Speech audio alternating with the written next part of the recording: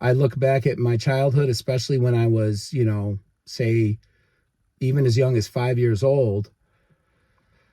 But as far as watching the national news, my siblings all fell asleep before me, my older siblings. And I would be up watching the national news. And I still remember whether it was Walter Cronkite or whoever, I remember watching them reporting about the Cold War and the threat of nuclear war. Now, a 5 year old's not supposed to be worrying about, you know, existential threats. But that's exactly what I would worry about. In fact, by the time I was 7, I was so consumed with that fear, that I brought it up to my mother. And she says, well, if it happens, there's nothing we can do about it. Now, that's true. That's absolutely true.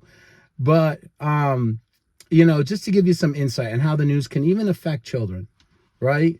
So, guys, be careful with that. Be careful with your news consumption. Stay informed, but don't overdo it.